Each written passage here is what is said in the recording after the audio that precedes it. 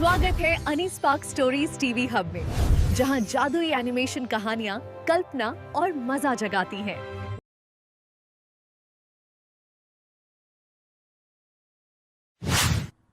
पोपटलाल पूरे दिल्ली शहर में बड़ी बड़ी डींगे मारने के लिए प्रसिद्ध था। साथ ही वो अव्वल दर्जे का पेटू भी था।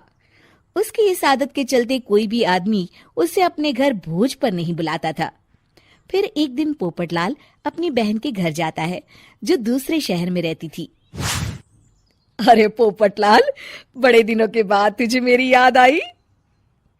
माय डियर बहना, तू तो जानती है मैं अपने कारोबार में कितना व्यस्त रहता हूँ। हाँ, तेरी बात भी सही है। अब आया है तो कुछ दिन ठहर के जाना। अरे दीदी, ये भी कोई कहने की बात है। श्यामा देवी पोपटलाल को रहने के लिए एक कमरा दे देती है। अगली सुबह पोपटलाल जोर जोर से गरारे करना शुरू कर देता है। नकुल की पत्नी नींद से जाग जाती है और घबराकर अपने पति नकुल को जगाती है। अरे उठिए, लगता है हमारे घर में कोई जानवर घुस आया है। कैसी अजीब अजीब आवाजें निकाल रहा है। मुझे तो बड़ा डर लग रहा है। अरे कोई जानवर नहीं है भाग्यवान, पोपटलाल मामा जी हैं, अपना गला साफ कर रहे हैं। इतनी सुबह सुबह? अभी तो सिर्फ 4 बजे हैं। मामा जी इसी तरह से जल्दी उठ जाते हैं। अच्छा, ठीक है। नकुल की पत्नी जैसे ही सोने लगती है और जल्दी नाश्ता भी करते हैं।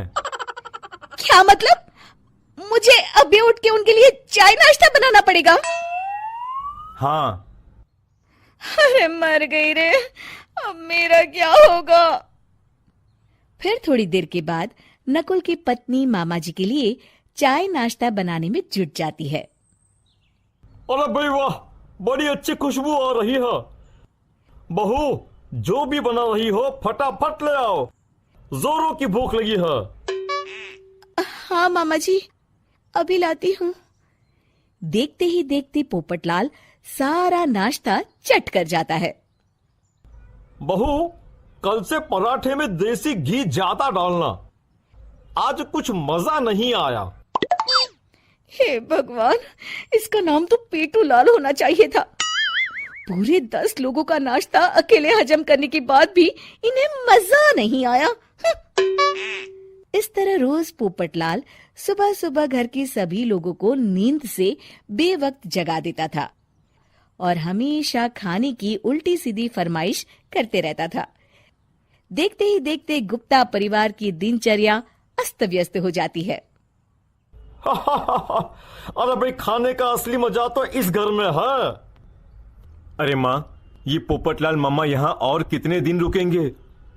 ये अकेले इतना खाना खा जाते हैं कि आज राशन वाला मुझसे पूछ रहा था कि अरे भाई, क्या आप लोगों ने घर में हाथी पाल लिया है? अरे बेटा, अब घर के मेहमान को कोई सीधे मुंह कैसे निकाल सकता है?